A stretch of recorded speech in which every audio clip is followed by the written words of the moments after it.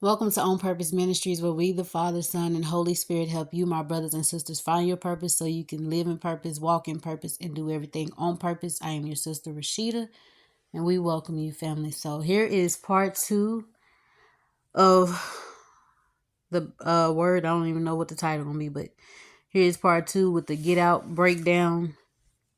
So, let's jump into the word. And as usual, like I said, I am reading from my notes, so I'm gonna pick up where we left off at. This part of the word will focus on the three stages of this journey. If you have been a part of the family for a while, you are familiar with the Get Out series with the breakdown the Father had me to do. He is bringing it back and had me to watch it again with the movie Us, and connected the two movies together and gave me a deeper revelation. So the movie Us ends with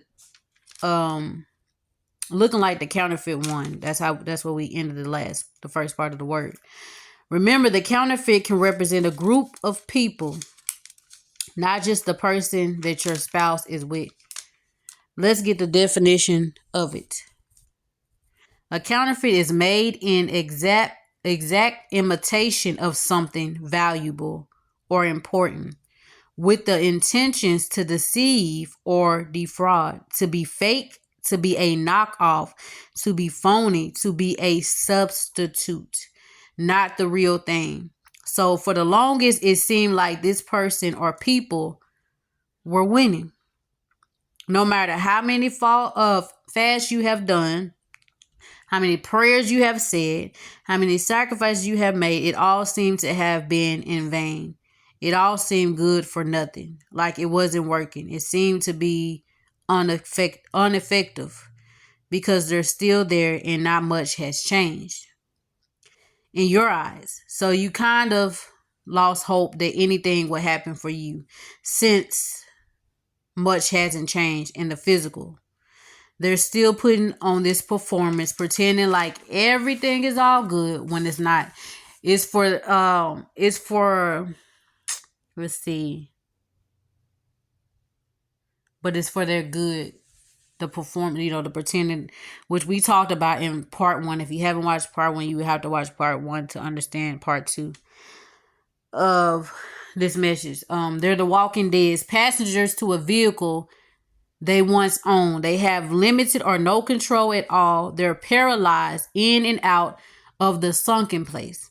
Every time they get close to freedom, they get pulled back in. They're fighting for their lives, but this time it's different.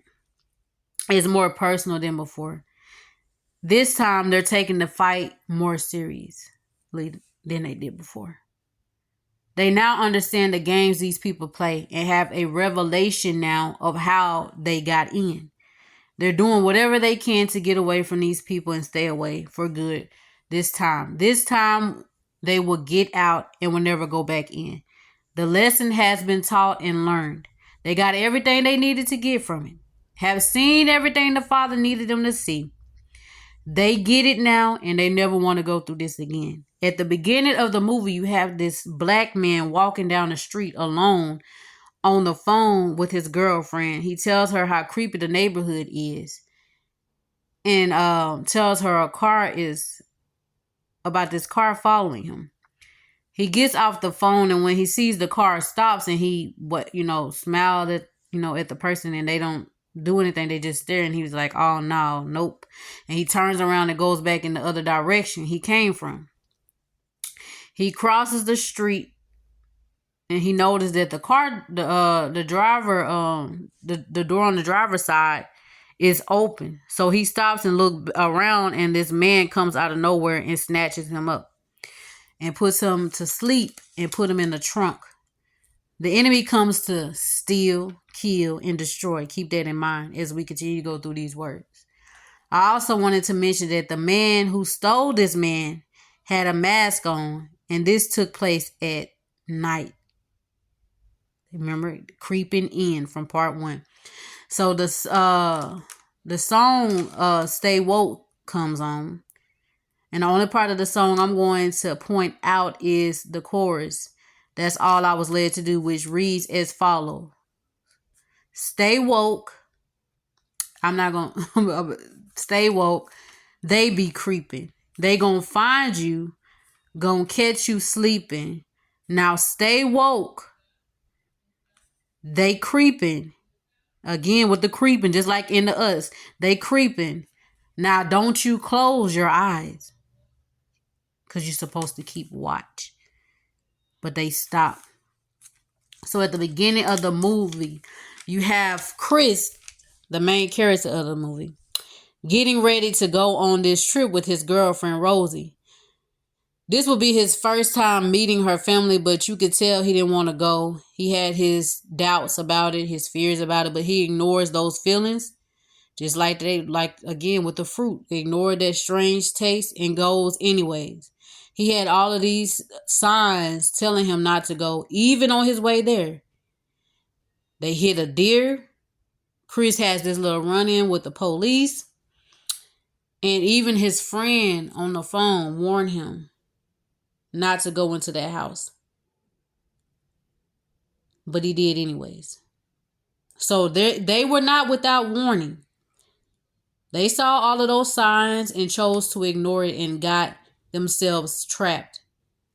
Let's break it down. You have Rosie, Chris' girlfriend, who acts as a handler. She got out and studied she goes out and studies these men that she bring back. She seduces them and lead them to the slaughter. Her brother is the muscle. He goes out and kidnaps the victim and brings them in. He was the one who kidnapped the man at the beginning of the movie. The mother is the sorcerer. She bewitched them and puts them under the spell. Then the father acts as the mastermind behind the operation. They did not act alone. I'm going to say that again. The counterfeit did not act alone. This whole thing was well planned from the beginning. And you're so focused on one, which is the counterfeit, the person that your spouse may be with, or that one person that has your spouse's attention. And they're just the handler, a big distraction from the other members of the operation. The trick is to get you to put all of your time, energy, and focus on the counterfeit so you can't see all involved, so you're not aware of everything that's going on. So you can't see the mastermind behind this. They did not act alone. Remember, your spouse is surrounded by demons. It's a group of them. And that's why the fight has been so hard. You only think you're coming up against one and they're not even the main problem. I'm going to tell you again, the counterfeit is not even the main problem, but they want you to think they are. They're just a handler, a monitoring spirit sent to keep watch over your spouse, to make sure they're acting right, to make sure the covenant is still intact. That's all there is. That's all. A monitoring spirit. So let's get into the meaning of it. A handler is a person who trains or manages another person. What does it mean to manage? It means to be in charge or to run, to control, to govern, to lead, to command, to rule, to guide, to oversee, to supervise, to direct, and to watch. They have one assignment, and that's to manage your spouse. They're not the main problem. To keep your spouse in check. The only thing they're in control of is your spouse, but the counterfeit is not in control of the operation. They're just the face of the company. Stop putting your focus on them and ask God to open your eyes so you can see everyone behind this. They did not act alone. Get your focus off of them and really see what's going on. The muscle of the group has physical power and strength. They are the ones sent out to do the jobs nobody else wants to do. They are used to manipulate people or a situation. They're used as a guard to the brains of the operation, the mastermind, to make sure you don't get too close or find out the truth. Their biggest strategy is to keep you in fear and doubt about what God said. They're sent to keep you blind so you won't find out the truth. They're sent to keep you offended, because as long as you stay offended, mad, or angry at your spouse, you're not protecting them like you should. You're not fighting for them like you should. You're not covering them like you should. Sometimes the muscle acts like your biggest supporters throughout this journey, only to gain information from you. And that's how the enemy is able to find out your next move. So be quiet and let God reveal everything he needs to. Just like for you, the muscle can act as a form of protection for them. Someone they can trust and tell everything to. This is how they keep the connection going. This is how they keep the curse active. That's why they're in and out. They share the information with the wrong ones, and they go back and tell the handler, and they bring them back under the spells. The muscle reports back to the handler to let them know what's going on with with your spouse, so that they can put them back under the covenant, because your spouse trusts the muscle. And when your spouse have a problem with this handler, the counterfeit, they go tell the muscle, the people that they trust, not understanding that these people are all connected together, and they go back and tell them, hey, such and such says, they don't think that you're the one, blah, blah, blah, blah, blah, blah. So the handler go and conjure something up and work up another spell and put them right back out, put them back in. That's why they're in and out. This is how they keep the connection going. This is how they keep it going. They communicate with each other. They're in this together. Look at your spouse's circle. Who is the closest? Who's the closest to the handler? Who's the closest to the counterfeit? Who defends them against you? Who's their biggest supporters? Pay attention so we can end this once and for all. Don't pay attention to the counterfeit, but those around them that's close to your spouse in counterfeit.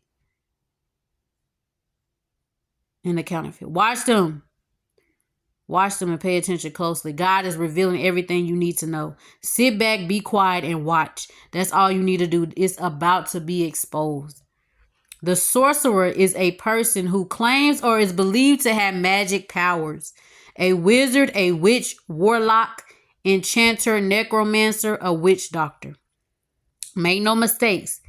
These counterfeits are witches and warlocks too. But the top sorcerer keeps these spells, curses, sorceries, and covenants active. They're one of your biggest problems. This could be someone on your spouse's bloodline who benefits the most from seeing you fail. Someone who has consistently come up against you. The person standing in between you and your spouse, the witch or warlock on the bloodline, who don't want things to be exposed. The person everyone in the family goes to, the one that everybody trusts, the person your spouse values the most, values their opinion the most. You can't tell them nothing about these people or this person. In their eyes, they do no wrong. They have been in your spouse's ear about you this entire time. Turned everyone against you so the family secrets wouldn't get out. The ones in everyone's business instead of being bothered with their own. The one everyone is afraid to speak out against, to stand up to, is the closest to the mastermind, the bloodline witch and warlock. The mastermind plans and direct. They're in control of everything and everyone.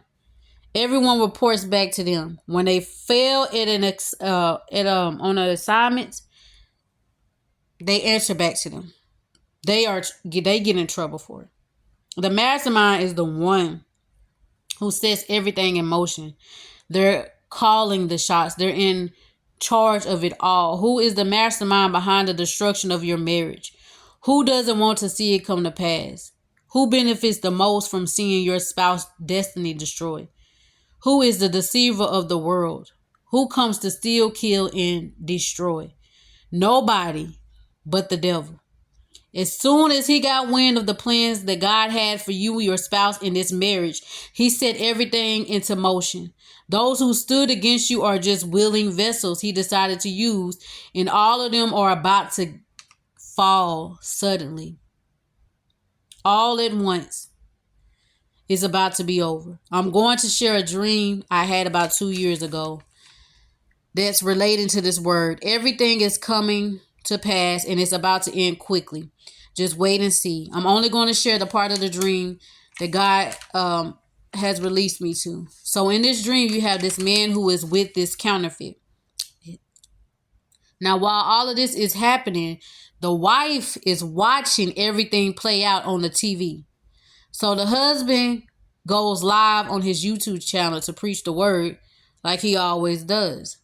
This time he has the counterfeit sitting beside him, which he never did. Then you had two other men that they had on the live with them who had joined in the live, but they was, at a different location. So the counterfeit says this prayer, and the two men thank her for her service. Remember, she's the handler. But the two men thank her for her service. So, yeah, they thank her for her service and they thank her for her work. Meanwhile, everyone in the comment section who's watching the live video is saying that this woman's spouse needed to get away from this woman, this counterfeit. He started losing subscribers on his channel just by her being there. So after these men thanked her for her service, the husband jumped up and started screaming and took off running. The wife is watching everything happen live. She then says, what did she do to him? The husband ran to the room and was crying in the bed. He was rocking back and forth with the Bible in his hand. And the counterfeit said, I'm sorry I did that to you, but we must go now. She was taking him back to her family. She was running. She was running. He asked, do they know we're coming? She said yes. So he followed her out of the house, and she was running so far ahead of him. And he was running behind her, scared and confused. Then these men pulled up in all of these cars surrounding them and started shooting. When she was running, the two men who sent her, or the two men who sent her and the two men who was in on it with her, they started laughing. Yeah, they started laughing. Let me, hold on, just make sure I was on the right part of the dream.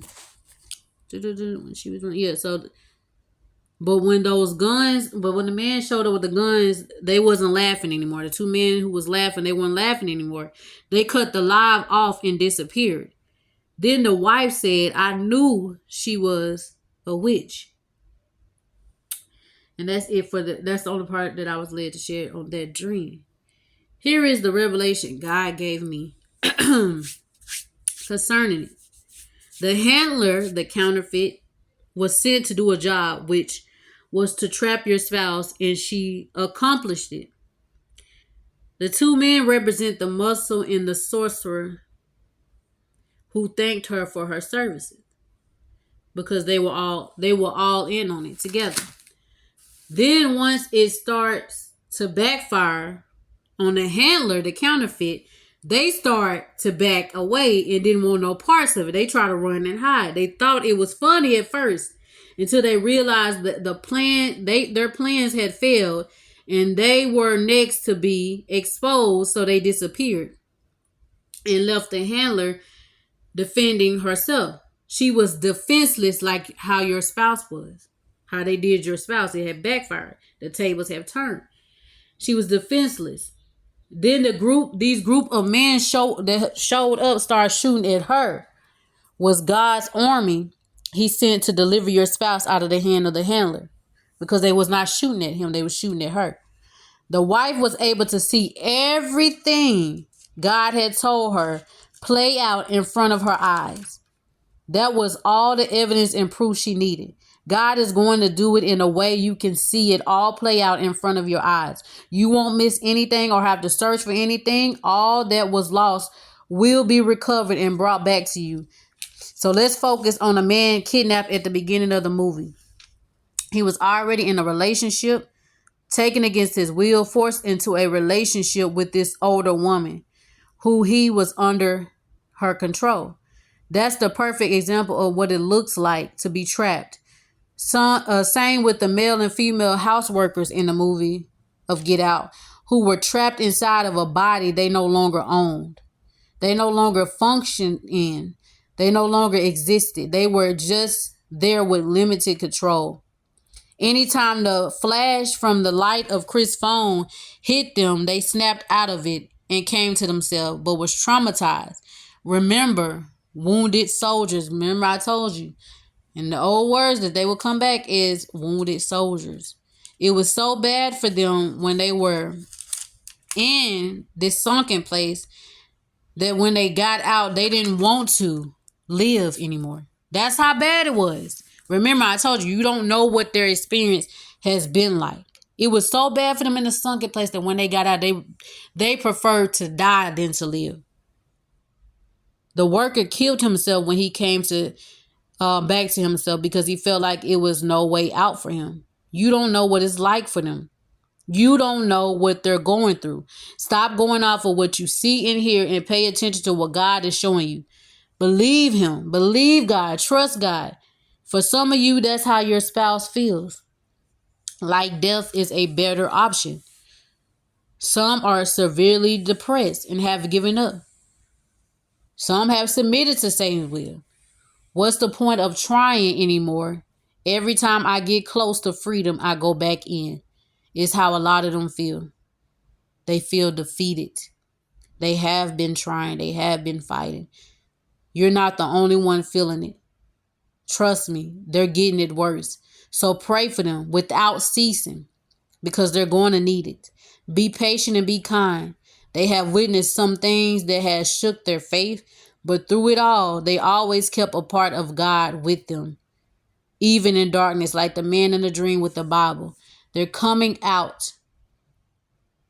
And this time is for good. Because then, like I said, like the man in the dream, when he ran, he was in the bed crying and he was rocking back and forth and he had the Bible in his hand. They always kept a part of God with them. They always kept a part of God with them. But they're coming out and this time is for good. But they're going to need your patience, your love, and support. They're going to need all of it.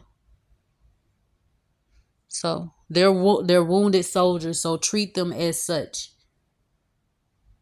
It takes time to heal, but God is going to do it with speed. The 3 stages they go through, some of you are familiar with from the Get Out series that I had put out before. So stage 1 is the strong delusion. Here is when the handler is introduced and has been given all of the information they need to seduce and capture your spouse. This is when they gain their trust. This is where the fall begins. They separate them from the protectors in their lives, the watchers in their lives, and get them to let their guard down so that they can be defenseless. So now they can come in because the watchers or destiny helpers are gone, unaware, or distracted, and your spouse is not keeping watch. So they have full access because your spouse is comfortable with them. They pretend to be everything God said their spouse would be. They pretend to be you so they can get through. Once they have deceived them and presented the fruit, is on to stage 2, which is the sunken place. This is where they begin. This is where they become the walking dead. This is where they start to change for the worse. This is when they lose control and the covenant is formed. This is when they're no longer themselves. Everything about them starts to change. This is where the exchange takes place and their destiny is stolen or swapped. This is when they become paralyzed, heavily sedated, where they become passengers and no longer in control, where they begin to cry out, but it's already too late. They have been trapped. This is the end and This is the in and out stage. 1 minute they seem like they're themselves and everything is good between you two. You seem to be getting along. Things seem to be moving forward. And then they get pulled back in and things are back to how they were. A lot of confusion here on both ends. You don't understand how this can be of God. And they act this way.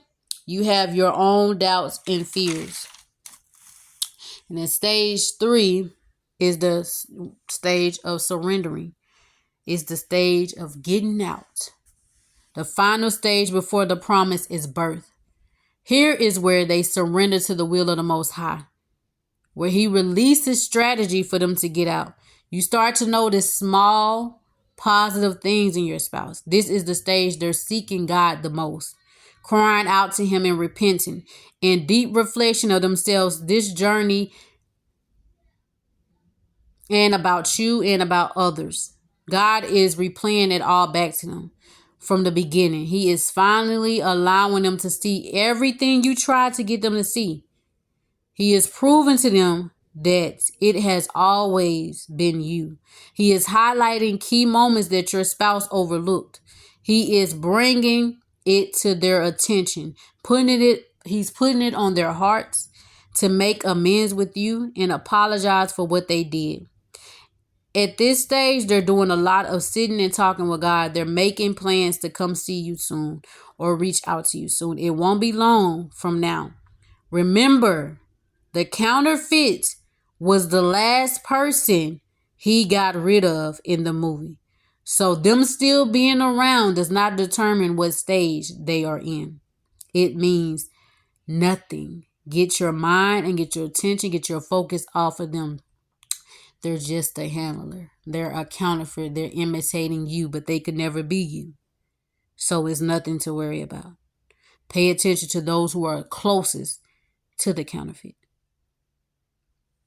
So pay attention to what God is showing you and what God has been telling you and what God has been revealing to you. But this is the end. This is the end. So that is it for part 2 of this word. I will see you for part 3. If you feel led to join the ministry, go ahead and subscribe, like the video, and we welcome you to the family. Until next time, family, Shalom, part 2 coming next. Part 3.